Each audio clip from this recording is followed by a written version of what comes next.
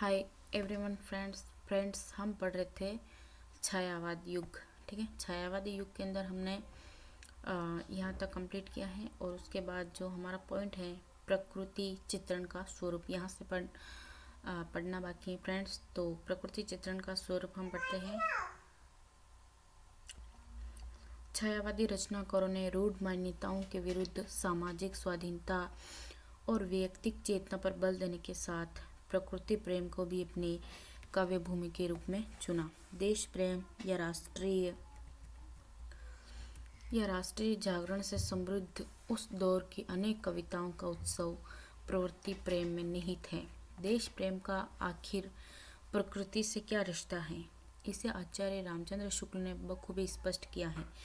यदि किसी को अपने देश से प्रेम है तो उसे अपने देश के मनुष्य, पशु, पक्षी, लता, गुल्म, पेड़, पत्ते, कण, पर्वत, नदी, निर्झर सबसे प्रेम होगा। सबको वह चाह भरी दृष्टि से देखेगा, सबको शुद्ध करके विदेश में आंसू बहाएगा। जो यह भी नहीं जानते कि कोयल किस चिड़िया का नाम है, वे यदि 10 बने ठने मित्रों के बीच प्रत्येक भारतवासी की औसत आमदनी का पता बताकर देश प्रेम का दावा करे तो उनसे पूछना चाहिए कि भाइयों, बिना परिचय का यह प्रेम कैसा। पर छायावादी रचनाकार के प्रकृति प्रेम के पीछे देश प्रेम नहीं है, क्योंकि वह भाव तो प्रकृति से परिचय के बाद पैदा होता है। वस्तुतः जड़ सामूहिकता एवं सामाजिकता से उबरने के लिए छायावादी रचनाकारों ने प्रकृति में प्रवेश किया। उन्हें लगा कि प्रकृति में उन्मुक्तता एवं स्वच्छंदता के लिए अवकाश है। प्रकृति प्रेम वैज्ञानिक उपलब्धियों से भी जुड़ा है। मनुष्य स्वभावतः द्वंद्वात्मक होता है। वह एक तरफ प्रकृति से संघर्ष करता है तो दूसरी तरफ उससे प्रेम भी करता है। जंगल नष्ट करता है तो बाग आबाद करता है। छायावाद के प्रकृति प्रेम के पीछे उल्लिखित सभी कारणों की मौजूदगी है। सामाजिक स्वाधीनता एवं प्राकृतिक मुक्ति से अर्जित छायावादी प्रकृति प्रेम में पाठकों ने एक नई जीवन दृष्टि महसूस की। प्रथम रश्मि कविता में पंत ने सुबह की सूरज की पहली किरण के जादू का प्रभावी चित्रण किया। यहाँ जहाँ निराकार तम में सब कुछ अस्पष्ट था, वहीं सुंदर सृष्टि दिखाई देने लगी। निराकार तम मानो सहसा ज्योति पुंज में हो साकार, बदल गया द्रुत जगत जाल में धर कर नाम रूप नाना। इसके बाद तो जैसे पूरी प्रकृति झूमने लगी, हर तरफ जागरण का संदेश फैल गया। खुले पलक फैली सुवर्ण छवि, जगी सुरभि डोले मधुबाल, स्पंदन कंपन और नवजीवन सीखा जग ने अपनाना।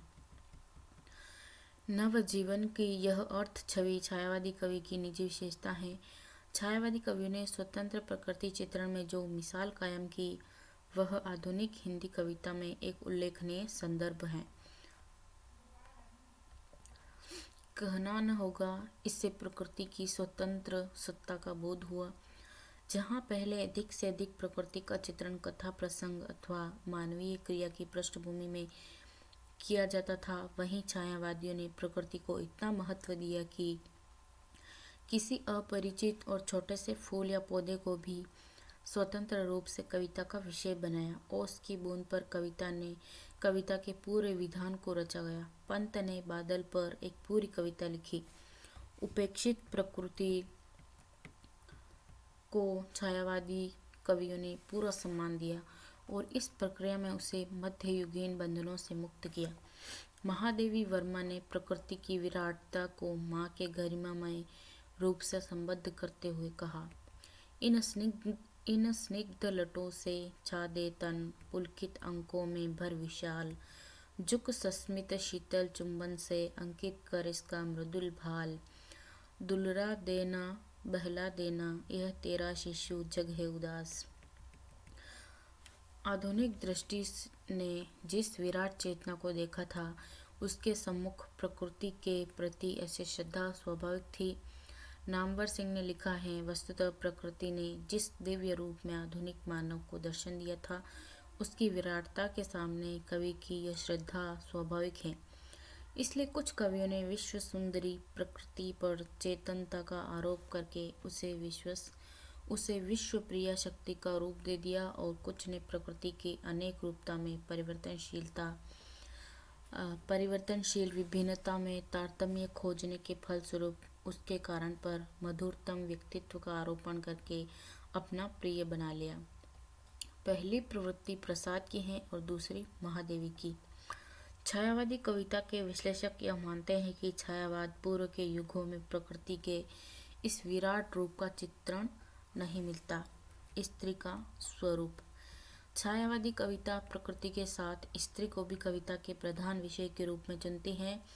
इस प्रवृत्ति के कारण छायावाद को बहुत दिनों तक आलोचना का पात्र भी बनना पड़ा। उसे स्त्रीण काव्य की उपाधि तक दी गई। द्विवेदी युग का शुद्धिवादी आग्रह नारी के प्रति दया का भाव तो रखता है, लेकिन सम्मान के भाव से वह दूर है। इससे नीरसता और वर्जना के भाव को विस्तार मिला। प्रसंगवश आलोचक नामवर सिंह का विश्लेषण उद्धृत करना उचित होगा। द्विवेदी युग का यह काव्य एक प्रकार से अनाथालय प्रतीत होता है, जिसमें नारी को आश्रय देने के साथ ही बंदिनी भी बना दिया गया और इस तरह वह अपने सहज जीवन से विच्छिन्न कर दी गई। आर्य समाज की कट्टर शुद्धिवादी प्यूरिटन नैतिकता ने द्विवेदी युग के संपूर्ण काव्य को निरसता और वर्जना से भर दिया। चारों ओर नीरस विशद गुणमय फल वाले कपास का वातावरण छा गया।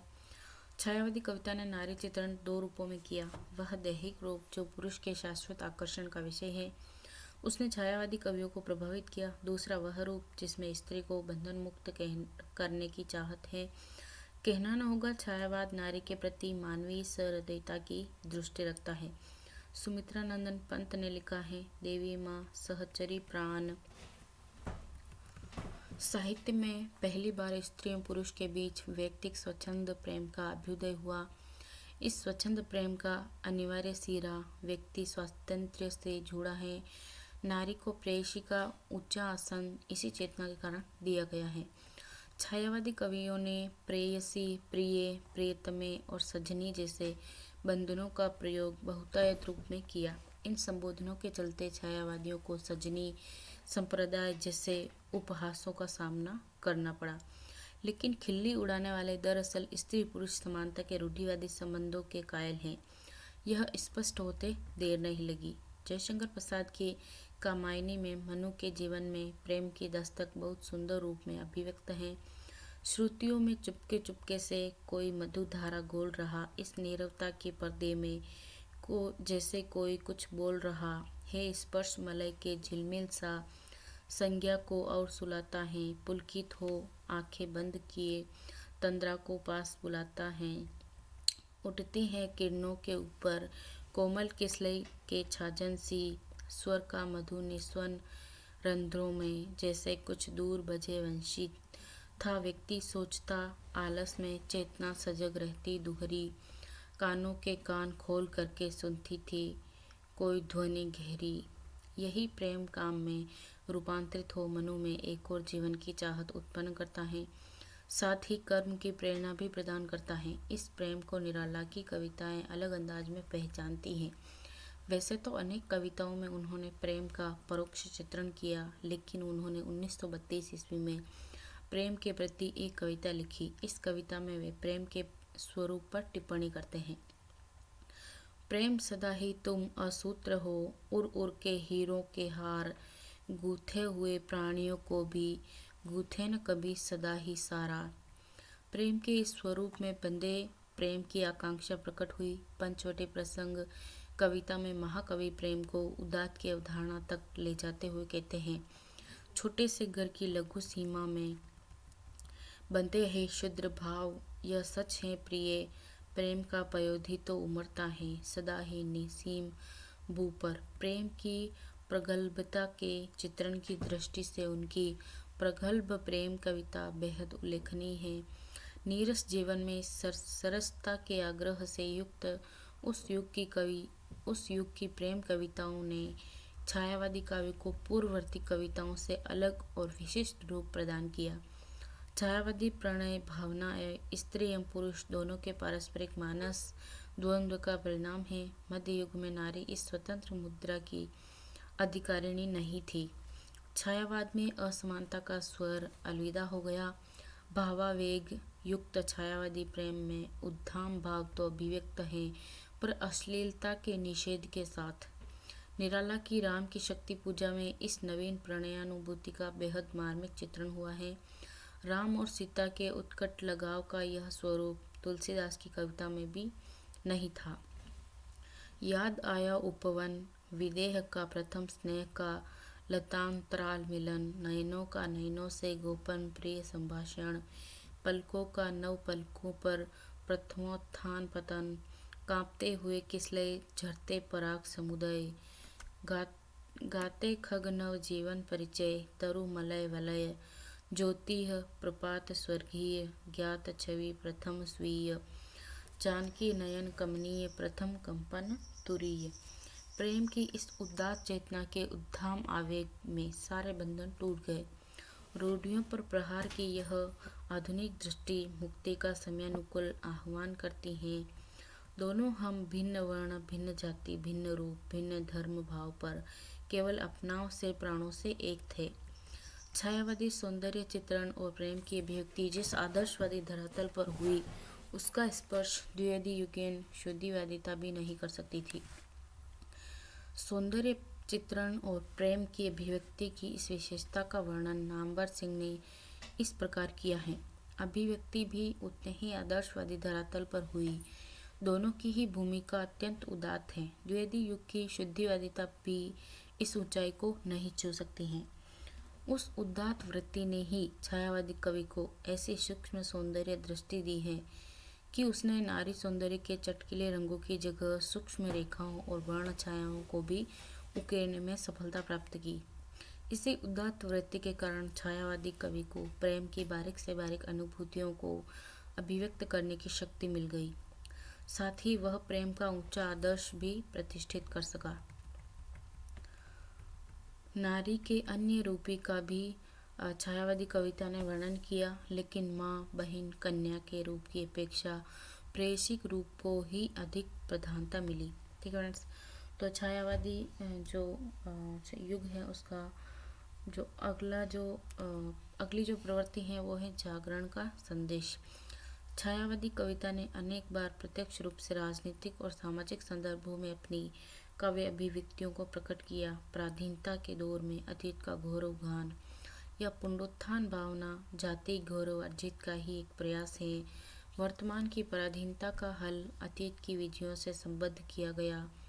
जयशंकर प्रसाद की नाट्य कृतियों, चंद्रगुप्त, स्कंदगुप्त के गीतों में इस जाति चेतना की प्रखर उपस्थिति है। स्कंदगुप्त के एक गीत में प्रसाद कहते हैं, वही है रक्त, वही है देह, वही साहस है वैसा ज्ञान, वही शांति, वही है शक्ति, वही दिव्य आर्य संतान, जिए तो सदा उसी के लिए, यही अभिमान रहे यह हर्ष, निछावर कर दे हम सर्वस्व हमारा प्यारा भारतवर्ष। प्रसाद की पेशोला की प्रतिध्वनि और शेर सिंह का शस्त्र समर्पण कविताओं में जाति पराजय की मार्मिक झांकी का वर्णन करते हुए विजय की आकांक्षा प्रकट की गई है। इस आकांक्षा का एक छोर छायावादियों के अपने समय से ही प्रचंड रूप से जुड़ता है। कौन लेगा भार यह, कौन विचलेगा नहीं, साधना पिशाचों की बिखर चूर चूर होके, धूलि सी उड़ेगी किस तृप्त फुत्कार से। निराला के काव्य संसार में क्रांति, विद्रोह और विप्लव का स्वर सर्वाधिक प्रखर है। छत्रपति शिवाजी का पत्र कविता में औरंगजेब के समर्थक जयसिंह की ही खबर नहीं ली गई है। उसकी व्यंजना अंग्रेज समर्थकों तक भी जाती हैं।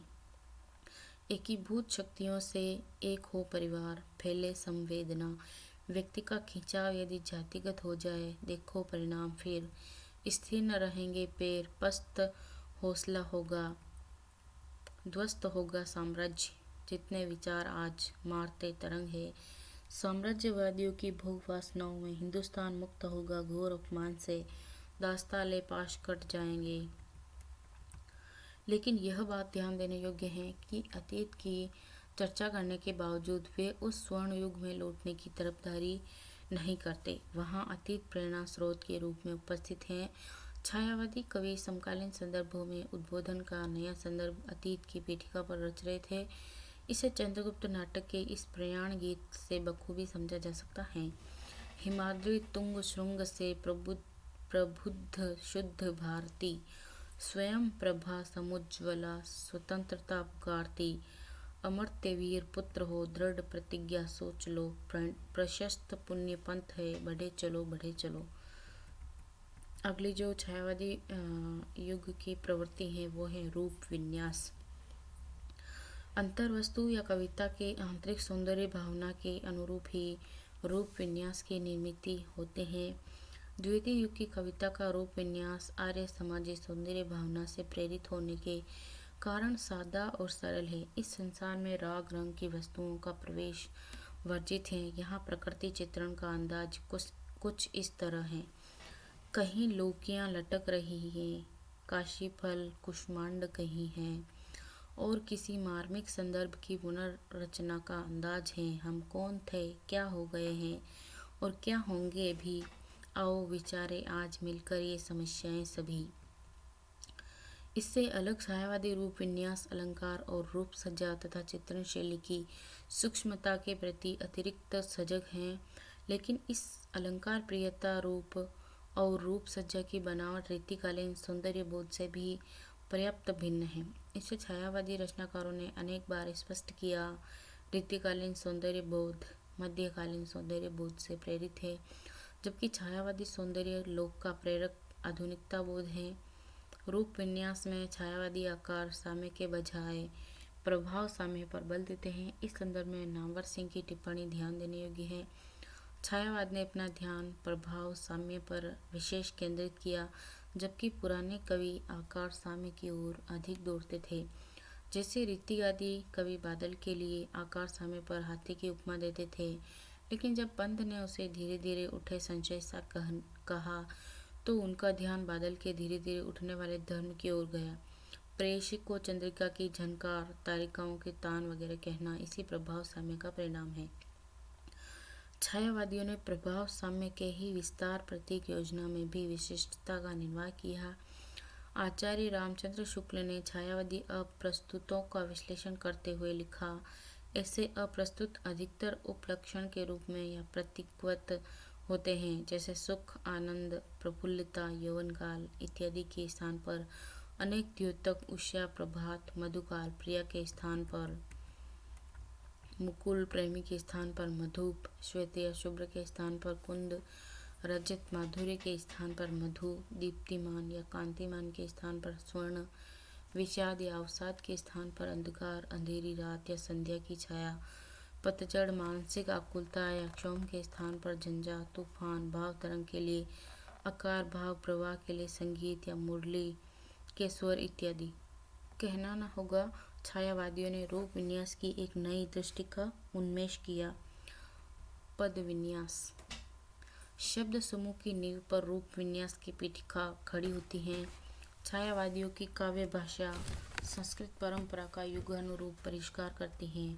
तत्सम पदावली द्विवेदी युग में भी थी, पर जहाँ द्विवेदी युग में वह खुद दूरी थी, वहीं छायावाद में वह कोमल कांत पदावली में रूपांतरित हो मधुर भावों का सुंदर वाहक बनी। ब्रज भाषा की सुदीर्घ काव्य परंपरा के सामने खड़ी बोली काव्य की प्रारंभिक रचनाएं आलोचकों के एक बड़े वर्ग को शंकित कर रही थी। छायावाद ने इस चुनौती को स्वीकार कर अपनी श्रेष्ठता का लोहा मनवाया। नामवर सिंह का विश्लेषण बेहद सटीक है। पद रचना में छायावाद की होड़ ब्रज भाषा से थी। ब्रज भाषा के समर्थकों का कहना था कि खड़ी बोली में कविता हो ही नहीं सकती। उन्हें खड़ी बोली की खरखराहट इतनी कर्णकटु, पुरुष और पौरुषम्य लगती थी कि लोग प्रायः इसे कविता जैसी कोमल वस्तु का माध्यम मानने से इनकार करते थे। जो लोग ब्रज माधुरी में पगे थे, उन्हें द्विवेदी युग की तथ्यवादी कविता से संतोष न होना स्वाभाविक था। छायावाद ऐसे ही कोमल रुचि वाले लोगों को जवाब देने का उपाय ढूंढ रहा था। भाषा की कोमलता छायावाद का पहला वादा था, और कहना न होगा कि उसने इसे पूरा कर दिखाया। यहाँ तक कि छायावाद की खड़ी बोली की कविता के सामने ब्रज भाषा खुरदरी मालूम होने लगी। अब हम पढ़ेंगे छायावाद काव्य की न्यूनताएं या छायावादी काव्य की कमियां। ठीक है। समीक्षाओं ने छायावादी काव्य की न्यूनताओं की इस प्रकार व्यक्त किया है। यह पलायनवादी काव्य है। छायावादी कविता जीवन संघर्ष से विमुख कर अपने पात्रों की कल्पना लोक में विचरण करने का निमंत्रण देती हैं। ले चल मुझे बुलावा देकर मेरे नाविक धीरे धीरे, जिस निर्झर में सागर लहरी अंबर के कानों में गहरी, निश्चल प्रेम कथा कहती हो तज कोलाहल की अवनी। छायावादी काव्य यथार्थ से विमुख है, अर्थात इस काव्य में जीवन के कटु यथार्थ का चित्रण नहीं है। सामाजिक, राजनीतिक और आर्थिक संघर्षों से जूझने वाले समाज की समस्याओं के प्रति यह कविता बेखबर है। इस काव्य में अत्यंत वायवीयता, अमूर्तता है। छायावादी काव्य में कवि का मंतव्य उभर कर स्पष्ट नहीं होता, उसका केवल धुंधला सा एहसास नहीं होता। उदाहरण स्वरूप निम्न पंक्तियां देखी जा सकते हैं। चंचला स्नान कर आए चंद्रिका पर्व जैसी, उस पावन तन की शोभा आलोक मधुर है वैसी। छायावादी काव्य एक प्रकार से रीतिकालीन कविता की भांति सौंदर्य, प्रेम और श्रृंगार में भटकाने वाली कविता है, जो कि पाठकों की चेतना को खुलाने का कार्य करती है। इसमें पाठक की चेतना जगाने और प्रगति की ओर प्रेरित करने का आधार नहीं है।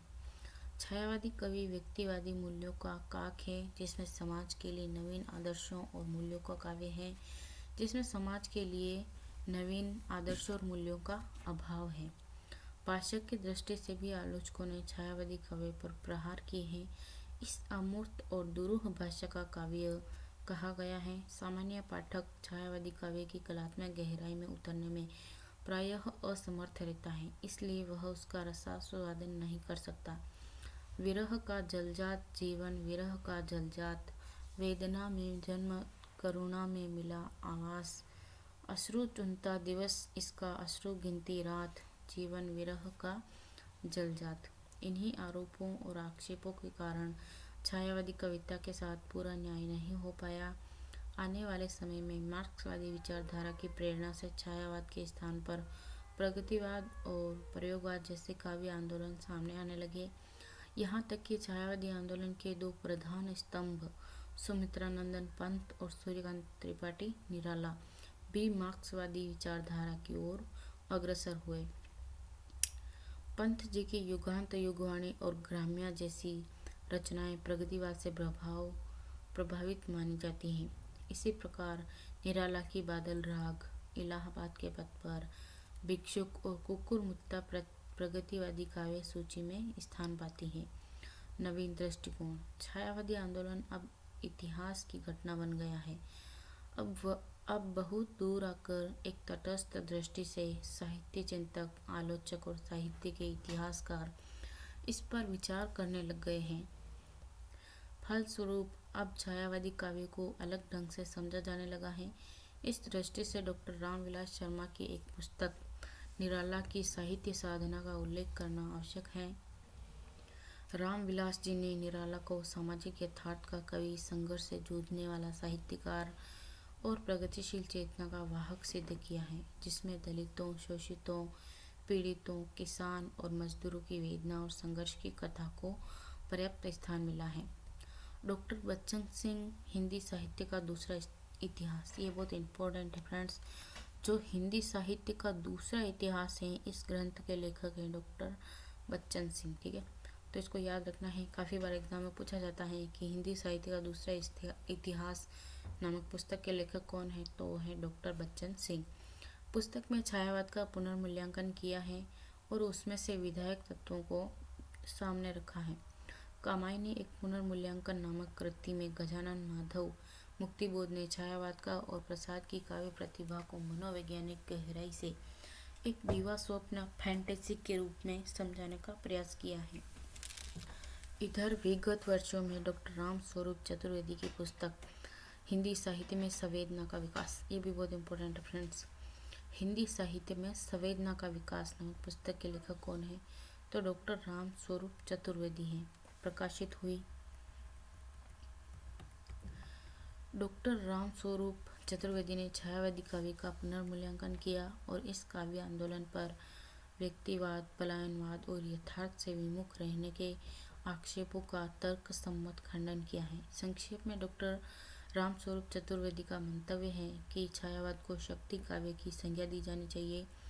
अपनी इस स्थापना के लिए उन्होंने कामायनी, राम की शक्ति पूजा और महादेवी के जागरण गीतों को उदाहरण स्वरूप प्रस्तुत किया है। उनका कथन है कि छायावादी काव्य को ठीक से समझा नहीं गया है, अर्थात कभी आरोप लगाए गए हैं, जबकि यह संगठन के माध्यम से शक्ति की आराधना के द्वारा मानवता का उद्धार करने वाला काव्य है। कामायनी श्रद्धा में मनु को इसी प्रकार का संदेश देती है जो एक प्रकार से मानव मात्र के लिए कवि का संदेश है। इसी प्रकार राम की शक्ति पूजा में निराला ने पुरुषोत्तम राम के द्वारा रावण पर विजय प्राप्त करने का संदेश दिया है। कामायनी श्रद्धा में मनु को इसी प्रकार का संदेश देती है जो एक प्रकार से मानव मात्र के लिए कवि का संदेश है। इसी प्रकार राम की शक्ति पूजा में निराला ने पुरुषोत्तम राम के द्वारा रावण पर विजय प्राप्त करने का संदेश दिया है। महादेवी जी ने अपने जागरण गीतों के माध्यम से सोए हुए समाज उतेर युवा पीढ़ी को जागरण का संदेश दे रही थी। कुल मिलाकर छायावादी काव्य आंदोलन को नई दृष्टि से देखा और समझा जाने लगा। छायावादी काव्य आंदोलन हिंदी भाषी क्षेत्र में उन परिस्थितियों में उत्पन्न हुआ जब देश और समाज राजनीतिक, सामाजिक और सांस्कृतिक धरातल पर एक नवीन वायुमंडल से गुजर रहा था। यह सहज ही अनुमान लगाया जा सकता है कि ऐसी परिस्थिति में साहित्यकार, रचनाकार और कवि भला कैसे असंपृक्त रह सकता है। कहीं न कहीं अपने समकालीन जीवन और परिस्थितियों से प्रेरणा ग्रहण कर वह साहित्य सृजन के क्षेत्र में अग्रसर होता है। आचार्य नंद दुलारे वाजपेयी ने छायावादी काव्य की विवेचना करते हुए सूक्ष्म सांस्कृतिक चेतना का काव्य कहा है। वाजपेयी जी की यह स्थापना इसी तथ्य की ओर संकेत करती है कि छायावादी काव्य आंदोलन अपने विषय वस्तु, अपनी शिल्प चेतना और तथा वैचारिक और भावनात्मक स्तर पर इसी नव जागरण से जुड़ा हुआ था। इसलिए छायावादी काव्य केवल रोमानी काव्य कहकर और पलायनवादी बताकर इस प्रबल लोक जागरण से उपजी हुई भावधारा का अवमूल्यन करना ही है। साहित्य के विद्यार्थी किसी भी कालखंड की साहित्यिक चेतना को समझने के लिए ऐतिहासिक, सामाजिक, सांस्कृतिक और राजनीतिक घटना चक्र को ध्यान में रखना वांछनीय है। इसी से साहित्य की सही समझ का निर्माण होता है। कुल मिलाकर छायावादी काव्य आंदोलन हिंदी साहित्य के 1000 वर्ष के इतिहास में अत्यंत महत्वपूर्ण आंदोलन कहा जा सकता है। यहाँ तक कि छायावादी काव्य को उपलब्धि की दृष्टि से आलोचकों ने भक्ति काल के समकक्ष रखने का भी प्रयास किया है। साहित्यिक मूल्यांकन की दृष्टि से छायावाद की यही महती उपलब्धि है। ठीक है फ्रेंड्स, तो आज के लिए इतना ही और चैनल को ज़रूर सब्सक्राइब कीजिए और मिलते हैं फ्रेंड्स एक नए विषय के साथ, एक नए टॉपिक के साथ। ठीक है, तब तक के लिए धन्यवाद।